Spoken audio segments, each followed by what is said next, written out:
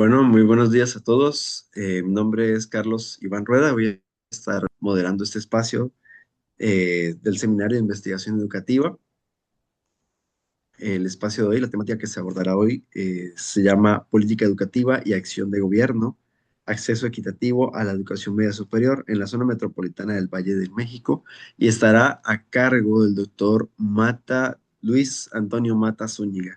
Pero antes de pasar la presentación, me gustaría dar una pequeña semblanza del doctor. El doctor Mata es académico de tiempo completo en el Centro Institucional de Investigaciones para el Desarrollo de la Educación, o INIDE, como se le conoce por sus siglas, de la Universidad Iberoamericana. Es doctor en Ciencias Políticas y Sociales por la Universidad Nacional Autónoma de México, maestro en Estudios Políticos y Sociales, orientación en Sociología y licenciado en Comunicación con orientación en Comunicación Política por la misma casa de estudios. Es miembro del SNI nivel 1, coordinador del grupo de trabajo Transiciones a la Vida Adulta, Familia, Escuela y Trabajo, adscrito al Seminario de Investigación en Juventud de la UNAM. Ha sido docente de la UNAM en el programa de posgrado en Ciencias Políticas y Sociales y en la maestría en Docencia en Educación Media Superior, y en la licenciatura también de la FCP y S, ¿no? También ha participado como profesor y tutor en la maestría Política, Gestión y Desarrollo Social de la Flaxco, México, en el área de Sociología de las universidades UAM, y en la licenciatura y posgrado de la Universidad Iberoamericana. Sus líneas de investigación son educación, trabajo y pobreza, jóvenes, estudiantes y bachillerato, aspiraciones educativo-laborales de estudiantes universitarios. Bueno, sin más, sean bienvenidos a este espacio. Espero que sea un espacio enriquecedor para todos nosotros. La verdad es que el tema que trae el doctor es muy importante, es bastante interesante. Vamos a estar leyendo sus comentarios a través de las redes sociales y también de aquí los que están en la llamada de Zoom. Doctor Mata, muy buenos días. Muchas gracias, Carlos. Muy buen día a todo el mundo. Bueno, entonces comparto presentación. Me avisan, por favor, si se puede ver bien.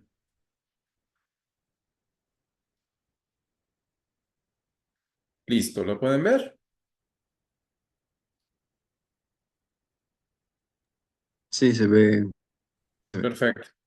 Bueno, voy a hablar entonces en torno a la política educativa y acciones de gobierno, acceso equitativo a la educación media superior en la zona metropolitana del Valle de México, y voy a hablar un poco en torno al pasado y al actual presente, que es bastante incierto dados los cambios que han sucedido en este mismo año. Bueno, el acceso a la educación media superior en México, en el contexto del panorama general, podemos establecer que desde el año 2012 es obligatoria, pero el cupo se mantenía limitado. Para ello se han generado un conjunto de modificaciones en las cuales se ha procurado generar la obligatoriedad, la cobertura total, o por lo menos la meta más ambiciosa actualmente es alcanzar el 80%. Hasta el 2024, con cifras de la evaluación de la Comipems, teníamos 285,000 aspirantes anuales para ingresar a la educación media superior en la zona metropolitana de Valle de México. Y tuvimos un descenso, curiosamente, en la nueva convocatoria del ECOEMS, el Ecosistema de Educación Media Superior, de ingreso a la educación media superior en la zona metropolitana de Valle de México en 2025, en donde bajó a 272,000 aspirantes. En el contexto de la educación media a nivel nacional, solo el 60% concluye la educación media. Esto implica un problema intrincado, complejo. Eh, Pensar en que se consiga una cobertura del 85% para 2030 supone la creación de al menos 20 nuevas preparatorias, la ampliación de 30 más y la reconversión de 35 planteles de secundaria. Con este propósito es que se aspira a conseguir la cobertura del 85% en el marco de lo que se conoce hoy como nuevo Bachillerato Nacional General. El Bachillerato Nacional, que incluye el Bachillerato Nacional General y el Bachillerato General Tecnológico. en donde pasamos de 31 subsistemas de educación media superior, que era un archipiélago de opciones educativas, a un conjunto de opciones, a opciones congregadas en estos dos grandes bloques. Bueno, en este sentido, el modelo de la ECOEMS, que surgió del 96 al 24, estuvo basado fundamentalmente en puntajes. Las críticas que llevaron a la reforma que actualmente se vive en el 2025 supone que había un criterio desigual de carácter socioeconómico en donde aquellos planteles de mayor prestigio concentraban a los jóvenes con mayores privilegios. ¿Qué supone este conjunto de privilegios? Padres con mayor escolaridad, con mejores empleos, con antecedentes universitarios y con mejores ingresos mensuales socioeconómicamente. Todos estos componentes hacían que los jóvenes con estas características, que cumplieran en mayor medida estas características, iban directamente a las instituciones de mayor prestigio a nivel nacional. ¿Cuáles son estas? Bueno, el ingreso a la media en la zona metropolitana supone un diseño institucional que promovía transiciones más selectivas entre la secundaria y la educación media superior a través de la Comipems, en donde el acceso favorece a quienes cuentan con mejores condiciones de tránsito. Lo que ven en este mapa es un mapa de la zona metropolitana del Valle de México, en donde podemos observar que existen polos de atracción a partir de los puntitos en rojo que son al sur la Escuela Nacional Preparatoria número 6, al norte la Escuela Nacional Preparatoria número 9 y en la zona oriente la Escuela Nacional Preparatoria número 2. En este contexto, si hacemos un promedio de aciertos en los últimos 15 años, podemos observar que en promedio, para acceder a un examen de 128 reactivos, se necesitaban para entrar a la prepa 2 al menos 107 aciertos, a la prepa 6 111 aciertos y a la prepa 9 107 aciertos. Conseguir 111 aciertos de 128 es un examen casi perfecto. En este sentido, el mayor puntaje daba cabida a que se ingresara a las opciones más demandadas en el subsistema más demandado, que en este caso es la UNAM. Aquí lo que podemos observar es que, por ejemplo, la Prepa 6, ubicada en Coyoacán, en la zona sur de la Ciudad de México, hace segundas opciones a pesar de la reforma, a la Prepa 5, al CCH Sur y en menor medida a la Prepa 8, las cuales, como se pueden dar cuenta, pues tampoco es que tengan promedios bajos de aceptación. Para acceder a la Prepa 5 se necesitan 103 aciertos de los 128. Para entrar a CCH Sur se necesitaban 94 aciertos de los 128. Es decir, el examen como estaba construido por la Comipems y la principal crítica se fundaba en que fundamentalmente estaba pensado a partir del mayor puntaje.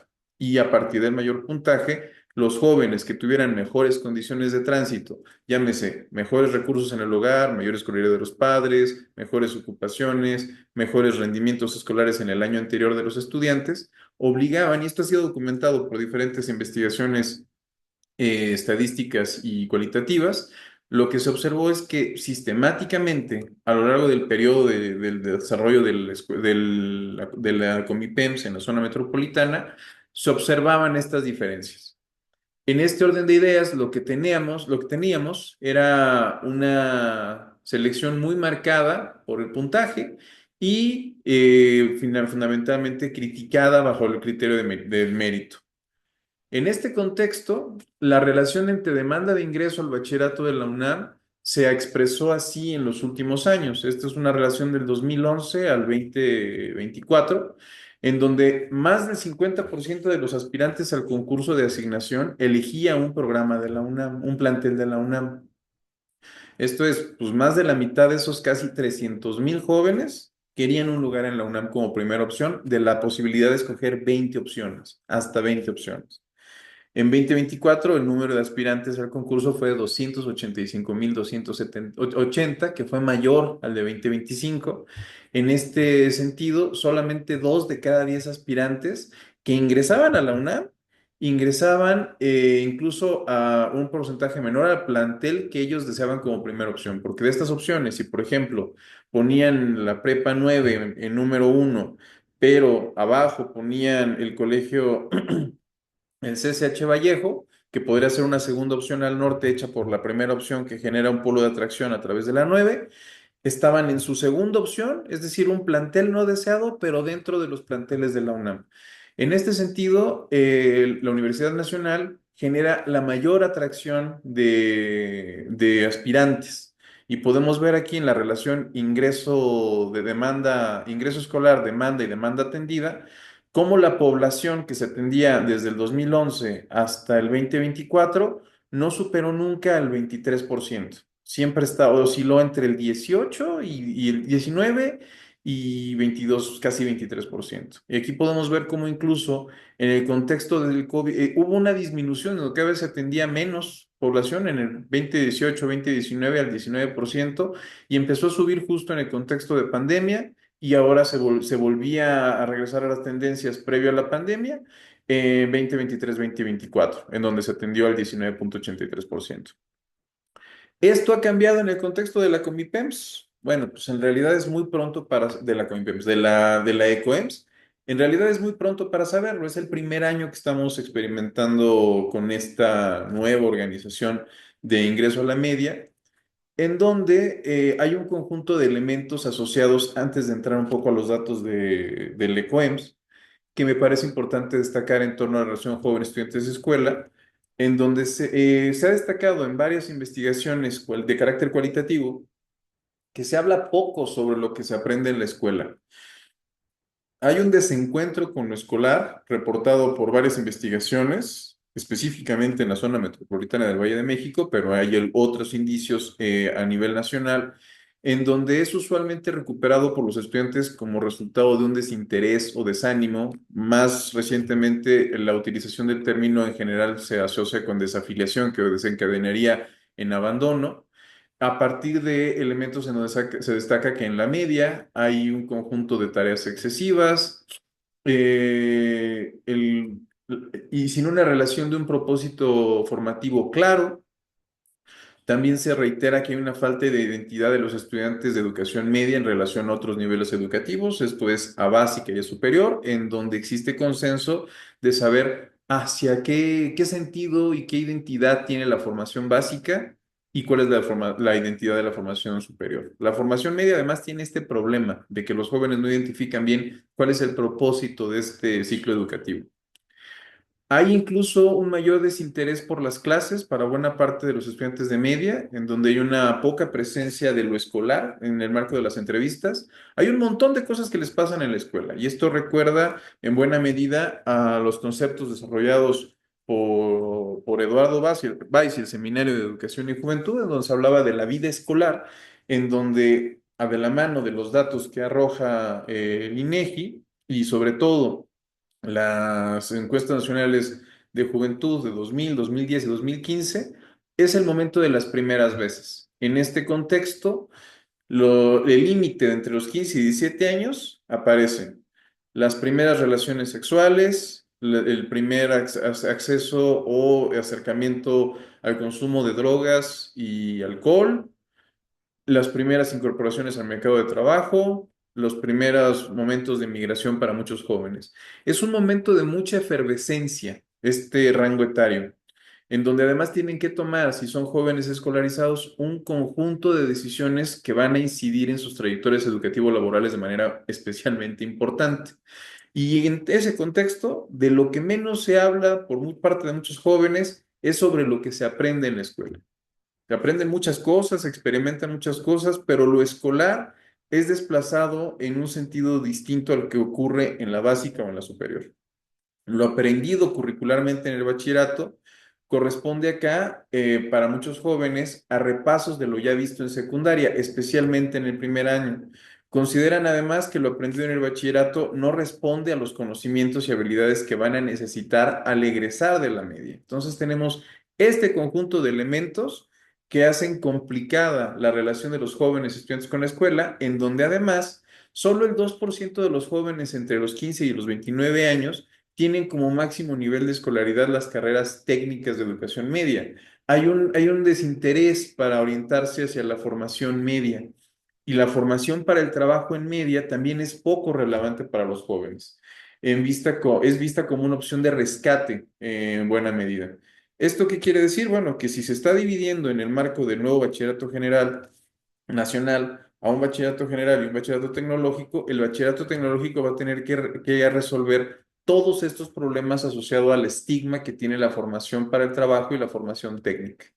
Y en este entendido, el cambio en torno a la percepción, pues es remar contracorriente sobre una construcción social muy asentada en varias zonas del país, pero especialmente en la zona metropolitana del Valle de México. En otros contextos, opciones como el CONALEP son vistas como deseadas y muy bien vistas por los jóvenes y sus familias, porque hay una proyección directa hacia ciertos espacios de trabajo que han sido históricamente construidos y asociados con la formación técnica. Acá es muy distinto en la zona metropolitana y en otras zonas metropolitanas pasa un fenómeno semejante. En este sentido, la reforma de 2025, Mi Derecho, Mi Lugar, de la ECOEMS, que sustituye a la Comipems con una plataforma digital, tiene la promesa de una cobertura total sin rechazados a partir de tres vías. La asignación directa, que es a partir fundamentalmente de la proximidad con determinado código postal, o bien el examen en línea, que se aplicaría a la UNAM y al Politécnico, y la modalidad mixta, en donde a partir del resultado, si se accede a las instituciones del Politécnico o de la UNAM, podrán acceder a estas. Si no se accede por puntaje a estas mismas, se irían a la asignación directa. En este contexto, lo que tenemos es una reforma que poco abona a las condiciones que ya, a la inercia de incorporación que sucedía antes.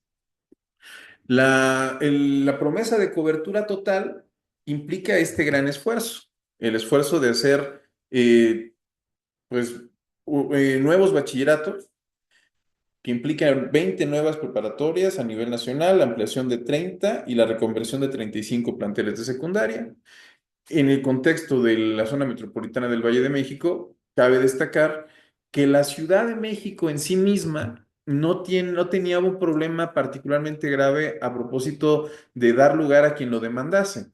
El tema es que cuando se extiende a zona metropolitana del Valle de México e incluye municipios del Estado de México e incluso de Hidalgo, la cobertura ya no puede, el número de lugares ya no resulta suficiente en términos de lo que existe y porque muchos jóvenes del Estado de México asisten a clases en la Ciudad de México. Incluso la propia UNAM tiene un plantel que es el CSH Naucalpan que está en el Estado de México. En este contexto, la gran modificación es la plataforma digital en donde ya no vemos en la Ciudad de México estas filas de padres de familia y jóvenes inscribiendo a sus hijos o llevándolos a determinadas instituciones públicas y privadas a que hagan el examen de esta masa de 300,000 para que apliquen a que lleguen a un lugar, pasó a que lo hagan en línea. Y hacerlo en línea supuso un conjunto de problemas en donde ahora los padres tienen que hacer frente a las condiciones suficientes para que se realice el examen. Si bien es cierto, existe la posibilidad de que quien no cuente con condiciones adecuadas para hacer el examen puede realizarlo en algunos lugares que se designados este año de manera presencial, la mayoría de padres de familia decidió acondicionar el espacio para que pudieran llevar a efecto el examen. Muchos de ellos, sus hijos tenían solamente una laptop, entonces tuvieron que conseguir una cámara para poder conectarla y que pudiera captarse la imagen de manera tal en donde se garantizase hasta cierto punto a través de la inteligencia artificial que el estudiante no estuviera copiando o no estuviera haciendo algo indebido. A pesar de ello, hubo varios jóvenes, bueno, padres de familia que relataron que sus hijos no habían hecho nada indebido y que fueron separados del examen, lo que no contó porque la inteligencia había detectado que había habido una falta. Eso es una modificación importante. La otra modificación implica que ahora la UNAM y el Poli están haciendo un examen y ese examen tendrá un puntaje en donde ahora ya no será solamente el examen de la UNAM, sino también el del Politécnico. Y la otra opción será la asignación directa. En buena medida lo que tenemos es una modificación que no abona a lo ya existente y las promesas de que no haya rechazados en realidad van de la mano de lo que ya había, no hay una diferencia sustancial. Desafíos iniciales de la ECOEMS, bueno, las fallas en plataforma y registro en línea. En este primer año hubo padres de familia que se quejaron de que fue un problema en registro en línea, de que hubo fallas en el registro, los problemas con la inteligencia artificial, es decir, asumo que como todo primer año hay fallas y hay una curva de aprendizaje, pero de que hubo fallas y se detectaron. También la brecha digital afecta el examen remoto. Hay quienes tuvieron que hacer uso de acopio de cámaras, de atriles, de otras computadoras, pedir el lugar a otra persona para tener un lugar apto desde el cual llevar a efecto el examen vía remota. Los padres también demandaron segundas oportunidades, dada la inconformidad de cómo se llevó a cabo.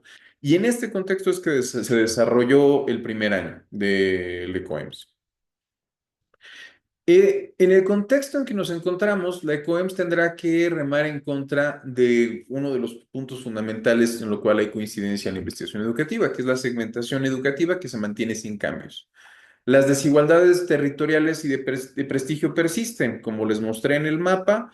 eh, la forma en cómo están ubicados los planteles de mayor prestigio están perfectamente mapeados, ubicados históricamente por padres, hermanos, hijos, egresados y posibles ingresantes, en donde las zonas con mayores condiciones de marginación normalmente están asociadas con instituciones con condiciones de infraestructura más precaria, en donde además hay mayores contextos de inseguridad en el entorno escolar y la composición social del estudiantado y de sus profesores da cuenta de que cuentan con condiciones socioeconómicas más precarias en comparación con otros contextos de instituciones públicas de mayor prestigio. No hay una igualación en este sentido. Así es que la asignación por código postal supone un problema particular. Es posible que quien viva en un contexto de alta marginación asista a una escuela con alta marginación, tenga una infraestructura bastante precaria, las condiciones laborales de sus profesores no sean las mejores, y esto replique en condiciones de egreso y de aprendizaje que incidirá en las trayectorias educativo-laborales de estos jóvenes. Siempre podrá haber excepciones, pero lamentablemente la norma se podrá mantener. La asignación geográfica canaliza a escuelas con carencias, como ya mencioné, y la exclusión digital implica también una confusión administrativa que se deberá superar. Hay una asignación por proximidad. La asignación por proximidad geográfica, reitero, puede reproducir desigualdades espaciales en la zona metropolitana, limitar las aspiraciones académicas a planteles cercanos y puede profundizar brechas de calidad, porque además, y esto también ha estado registrado en la literatura disponible, aquellos jóvenes que cuentan con mejores antecedentes escolares, mejor know-how por parte de los padres, hermanos, a propósito de a dónde entrar, harán la lucha por ingresar a las opciones educativas de mayor prestigio. Por el contrario, aquellos jóvenes que no tienen este conocimiento en casa o que no tienen esta orientación, el primer lugar es buscar el bachillerato más cercano al domicilio. Y esto puede reproducir condiciones de desigualdad preexistentes. La selección meritocrática también está encubierta. La UNAM y el POLI mantienen exámenes propios, que son las opciones más demandadas. Los bachilleratos con mayor prestigio siguen filtrando por puntaje. Las trayectorias siguen siendo divergentes según el plantel asignado, porque no ha cambiado nada en este sentido. Los criterios heterogéneos fuera de la zona metropolitana suponen algunos elementos distintos. Por ejemplo, en Nuevo León y Jalisco se mantienen exámenes presenciales meritocráticos. En estados con baja demanda, el ingreso es automático por certificación, en donde ni siquiera se hace una selección, simplemente terminaron su secundaria. Hay pase directo a estas opciones y que ingrese donde puede ingresar. Y la experiencia del ECOEMS, de lo que suceda a partir de este año en la zona metropolitana del Valle de México, marcará futuras reformas a nivel nacional. Algunas experiencias latinoamericanas que han resultado demostrado ser exitosas. Bueno, hay diferentes por lo menos en algún caso. En el caso de Brasil, la ley de cotas implicó el incremento de las cuotas al 50% de plazas para egresados de escuelas de bachillerato público para las universidades. En este sentido, el sistema de cuotas en Brasil ha sido polémico para un sector de la población, pero ha demostrado tener ventajas para otro porcentaje. En el caso de Colombia, Serpi lo paga y los programas PEAMA y PAES de la Universidad Nacional Autónoma de Colombia, ay, un segundo, han demostrado formas de financiamiento que han resultado ventajosas para algunos jóvenes, pero en buena medida siguen siendo formas de financiamiento y de procurar hacia las poblaciones de mayor marginación. En el caso de Argentina es completamente distinto, el ingreso es irrestricto en universidades públicas y ha demostrado en el caso de la UBA ser excepcionalmente atractiva y mantener calidad académica de manera regional. En el caso nuestro se mantiene un dilema en torno al sistema de mérito y a las cuotas y al problema que supone pensar criterios focalizados de incorporación y de beneficio hacia ciertos grupos que no resulta del interés de los gobiernos federales y locales. Y algunas lecciones para la equidad que, en el acceso que nos han dejado estas experiencias internacionales tienen que ver también con que debe de haber intervenciones proactivas y sostenidas por parte de los gobiernos, focalizando la atención hacia algunos grupos que demandan mayor atención. También se ha visto beneficiado algunas poblaciones a partir de un criterio de cupos diferenciados por grupos subrepresentados, esto es que haya un mayor número de comunidades de indígenas, de otras poblaciones que tradicionalmente no acceden a la educación superior y que también están relegadas en educación media, puedan tener cupos diferenciados y donde se les incluye y se les deba de incluir como parte de un criterio normativo. Y otro elemento que ha funcionado también es el acompañamiento académico y financiero en diferentes contextos a propósito de la desafiliación y el abandono, porque también demostrado está que solamente con becas no se resuelven los problemas. Debe de haber todo un despliegue de seguimiento institucional, de acompañamiento académico y de mejores condiciones en infraestructura y condiciones del profesorado para que suceda un mejor desarrollo del proceso de enseñanza-aprendizaje. En este sentido, destaco finalmente algunas recomendaciones de política que están también recogidas en la literatura. Invertir en oferta educativa periférica y vulnerable. Uno de los aspectos llamativos regionalmente tiene que ver con el hecho de que se suele generar mayor prestigio en aquellos centros educativos que son céntricos, tienen prestigio histórico y normalmente las opciones periféricas o satelitales se entienden como segundas opciones. Aquellos países en donde se ha motivado mejores condiciones de ingreso en opciones educativas satelitales han incrementado el prestigio académico de las mismas y han generado mayor heterogeneidad en sus poblaciones, no centrándolas y concentrándolas en una sola opción educativa. Es necesario nivelar las condiciones entre subsistemas, de golpe y porrazo dividir a dos subsistemas en vez de 31 no remienda los problemas previos de las condiciones de diferentes infraestructuras, de prestigios diferenciados que históricamente han sido construidos. Es fundamental fortalecer la calidad educativa en el ciclo secundario, incluso en la propia secundaria nacional, para que puedan generarse condiciones de mejor igualación para el proceso de tránsito a la media, en el caso mexicano. El modelo de admisión multicriterio con cupos de equidad parece más afortunado que solamente el de mérito o el de adscripción por código postal, que son las opciones que nos está presentando ahora el nuevo esquema de la ECOEMS, y acciones afirmativas en planteles de mayor demanda pública y trabajar en sistemas de cuotas con instituciones privadas de prestigio también ha demostrado ser una herramienta útil. Como se pueden dar cuenta, la forma de abordar es multifactorial y no es nada más una sola política, sino que se tiene que armar de un conjunto de políticas para diferentes poblaciones y de nueva cuenta tiene que ver con el hecho particular de entender de manera focalizada a la población demandante. Además, y esto es clarísimo, es fundamental generar un sistema mucho más robusto de tutorías y evaluación continua, en donde que para ello se necesita mucho mayor presupuesto en la formación docente, en donde no se debe de hacer a un docente echando a perder se aprende, sino preparándolos previo a estar frente al aula, lo cual en México lamentablemente no es una costumbre. Sin reformas de fondo, los cambios serán cosméticos y perpetuarán la inequidad educativa. La visión integral supone expansión, calidad y justicia distributiva. De lo contrario, solamente es un cambio cosmético. El derecho al lugar debe traducirse en oportunidades reales para aquellas personas y aquellas comunidades que han sido sistemáticamente excluidas de estas opciones educativas de calidad o, en términos de la TAPI, de una buena educación. Muchas gracias. Yo aquí concluiré la presentación.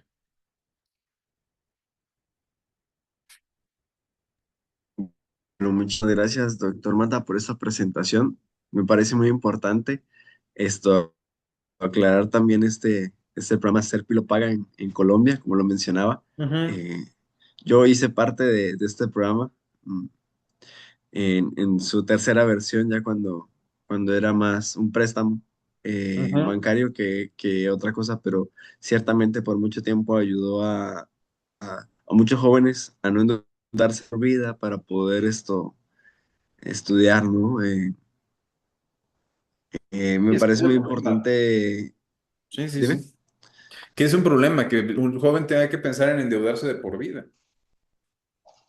Es terrible esa Sí, opción. de hecho es la realidad de muchos conocidos, de muchos familiares también, eh, que hoy por hoy, a 10 años de haberse graduado de la universidad, de su licenciatura, pues todavía están pagando su crédito, ¿no? Eh, y ciertamente, bueno, todas esas problemáticas van influyendo en tu proyecto de vida, ¿no? Y me parece importante, vamos a hacer una pequeña apertura, un espacio para inquietudes, preguntas, aclaraciones. eh, Entonces los estamos leyendo a través de las redes sociales y también de la llamada, por si alguien quiere, eh, pues no sé, levantar la mano, preguntar o mandar su pregunta por el chat. Le voy a pedir por favor a Claudia si pues, por favor, podría estar pendiente de las redes.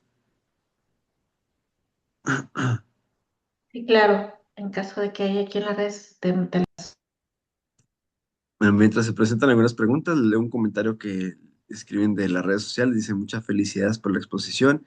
Quisiera saber si cuenta con datos desagregados de incorporación de estudiantes con discapacidad al bachillerato y si este ha aumentado por la obligatoriedad del nivel en los últimos años. Es de Ivonne. Lamento decirte, Ivonne, que en este momento tenemos un problema con el acceso a la información en datos porque las plataformas de la generación de investigación educativa de Mejoredo y del INEE están fuera de acceso a Internet. Se bajaron las plataformas. No hay una generación activa de datos educativos desde la cual podamos tomar información en este momento. En torno al tema de la discapacidad, no soy especialista, pero sí doy cuenta de que los esfuerzos que mayormente se han hecho, por ejemplo, en la zona metropolitana del Valle de México para la incorporación de jóvenes con alguna discapacidad, normalmente han seguido un modelo que está asociado a lo que ha hecho la Universidad Autónoma de la Ciudad de México, la UACM, que es la que ha garantizado procesos de incorporación a poblaciones con estas características, pero lamentablemente nuestros planteles de media y de superior en mucha medida no cuentan con accesibilidad y es un problema sobre el cual se suele invisibilizar la accesibilidad a la institución y también en los procesos de incorporación. En este contexto me pones a pensar, si se plataformizó el contexto de la Ecomipems a la Ecoems, ¿qué tanta accesibilidad existe para jóvenes con alguna discapacidad, por ejemplo, visual, para poder enfrentar este examen? Seguramente las hay, pero resulta cada vez más complicado. O espero que seguramente los haya, pero no, lamentablemente no cuento con datos desagregados. Pero si nos das tus datos, puedo contactarte con algunas organizaciones que sí tienen datos en torno a educación y discapacidad, que sé que lo están trabajando. Muy bien, muchas gracias. De momento no hay más preguntas por redes sociales. Sin embargo, yo tengo una pregunta. Sí, por favor. Eh, a mí me gustaría ver, vamos un poquito más de especulación, ¿no? Pero eh, también me parece importante. ¿Qué acciones consideras que podrían ser importantes a nivel inmediato, no a largo plazo, a corto plazo, ¿no? Para poder suplir o para poder apoyar eh, una educación, un acceso equitativo a la educación y también de calidad, ¿no? Ahora como el panorama como el que lo estás viendo en el estado en que lo estás viendo. Mira, a mí sin lugar a dudas una acción de inmediata atención tiene que ver con la focalización.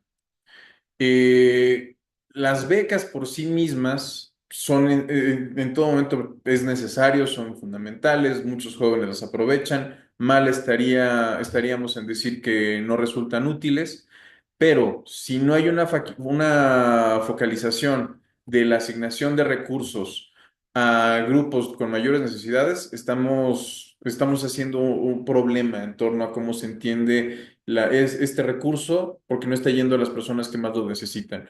Pero aunado a ello, la pura beca no corresponde a una salida completa. Debe de generarse un seguimiento y esto tiene mayores costos.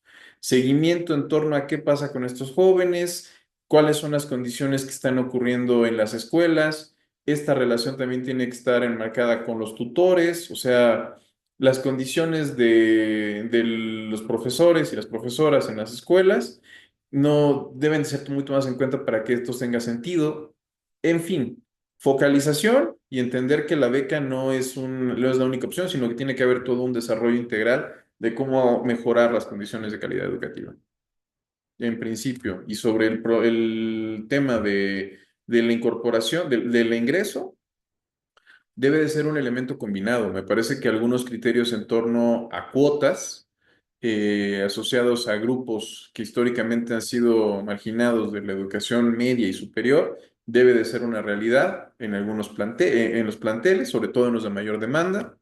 Debe también mantenerse criterios de heterogeneidad y de mezcla.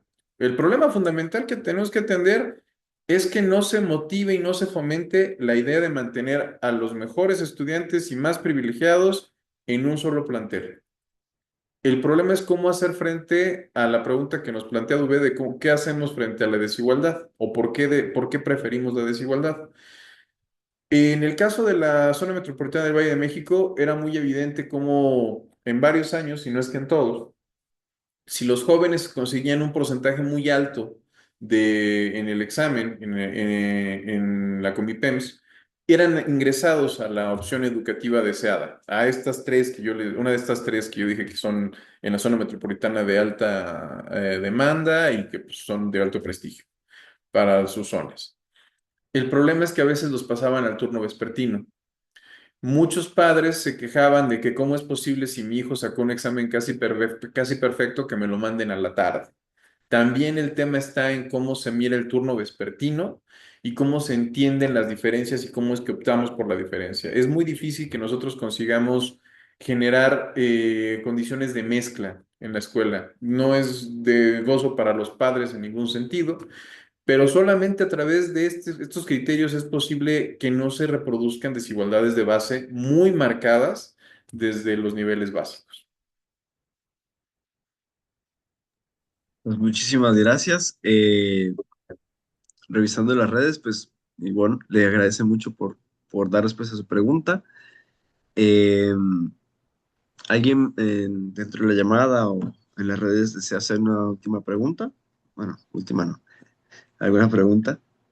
Este sería el momento indicado.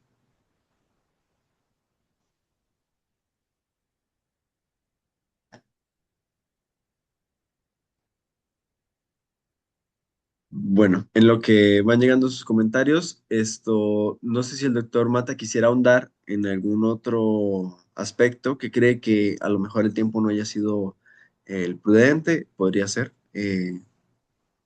Sí, puedo profundizar en torno a, por ejemplo, cómo se ha concebido la relación jóvenes, estudiantes y escuela. Uno de los problemas fundamentales en torno ya en la media, no en el ingreso propiamente a la media, y que en buena medida repercute en el abandono a partir de lo que hoy se ha desarrollado como desafiliación, sucede en el primer año. Al igual que a nivel superior, el principal momento de abandono y desafiliación ocurre en el primer año, que es en donde en mayor medida debe de haber interés por parte de las instituciones educativas de mantener a su matrícula, porque una vez dentro hay un conjunto de problemas de adaptación, de problemas de mantenerse en determinado nivel que también se han visto en en otros países. Por ejemplo, en el caso de primer año, es frecuente en el caso, voy a mencionar el caso de la zona metropolitana porque es el que abordé fundamentalmente en la presentación. Si un joven es aceptado a un plantel de la UNAM, pero ingresa al Colegio de Ciencias y Humanidades, puede enfrentarse con un conjunto de problemas que no está preparado.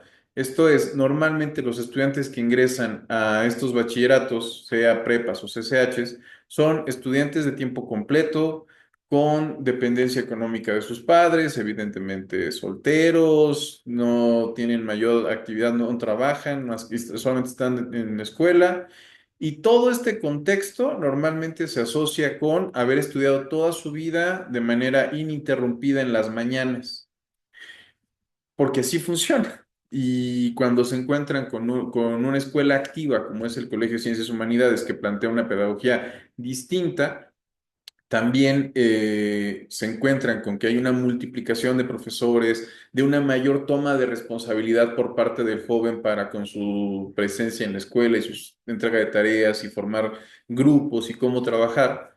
Hay un desencuentro muy importante porque muchos jóvenes no están habituados a este tipo de nuevas prácticas. En este sentido, los SHs reportan y de larga data que este es un problema que les ha asaltado. Pues sí, pero tampoco hay un proceso de integración previo suficiente que actúe en contramedida a esta inercia histórica de este perfil de joven, por mencionar un ejemplo. En el caso también de las reformas que han sucedido a propósito de los tutores, es muy común que bueno, ya se han asignado tutores y normalmente se asignan tutores por grupo, no por estudiante. Los estudiantes recientemente en investigaciones actuales reportan que sí, saben que existe un tutor, algunos saben quién es, muchos otros no, pero no saben en qué contexto podrían recurrir a él, bajo qué criterios, o sea, ¿para qué me sirve que haya un tutor? Básicamente sé que hay un tutor, sé que ese tutor no es mío, sino que se comparte con el grupo, pero no sé bien a bien, dicho por los estudiantes, qué funciones cumple, para qué me debiera a acercar a él. Otro es la toma de decisiones en torno a la elección de carrera y el último año, sobre todo qué orientación tomar, cuál es la orientación que van a tomar en términos de formativos. Esta orientación vocacional ocurre hasta el último año y en buena medida ocurre ya a las carreras para muchos jóvenes que tienen que escoger universidad y no es una decisión consolidada, tomada a lo largo de un proceso que deben de irlo tomando en cuenta. Este también es otro problema recurrente en nuestros jóvenes y bueno, la acumulación de reprobaciones, de inasistencias, perdón, se traduce en reprobaciones, que la suma de estos elementos suele traducirse en abandonos. Es un problema que está muy detectado y sobre el cual tampoco se ha podido hacer demasiado por el rescate. Se ha llegado al exceso cuando el abandono o la reprobación ha sido alta de incluso hasta llegar a cambiar métricas en la evaluación, en donde el 3 se convierte en el nuevo 5 y entonces la gente puede pasar con 4 porque además se reduce el porcentaje de reprobación. A los profesores en algunos estados se les mencionó en el contexto de Peña, por ejemplo, que no podían reprobar más del 10% de sus estudiantes a un profesor de matemáticas. Entonces tenía que cambiar métricas, pararse de cabeza para lograr que hubiera un menor número de reprobación, en fin. Hay problemas que no atienden cómo es que y como siempre, cómo es que baja la política pública a su aplicación. Para mencionar algunas cosas sobre las cuales me hubiera gustado abundar. Bueno, me parece muy interesante, muy importante, es que se mencionen también, ¿no? Al final todo esto va influyendo en la trayectoria del estudiante, en mayor o menor medida. Eh, Creo que cada caso es un mundo, ¿no? También. Entonces es muy interesante analizarlo desde esas perspectivas. Tenemos un comentario de Lourdes que menciona que el grupo que trabaja el Mata mantendrán algún nuevo estudio que ha explorado de la media superior. Creo que es una pregunta, que si tienen Que si algún nuevo tenemos un nuevo estudio estudio de media. desde el grupo. Ajá. Sí, estamos trabajando sobre una investigación a propósito del proceso de ingreso en el cierre de la Comipems, que esperamos se publique el próximo año.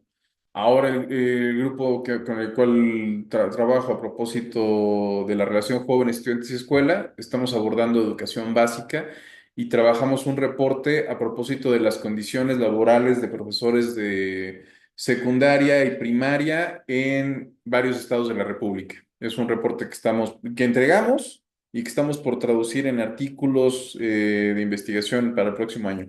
Hasta ahora, lo más reciente que tenemos en torno a la media son lo que está reportado en mi ResearchGate y los artículos periodísticos que he podido publicar a propósito del cambio de la ECOEMS a la ECOEMS.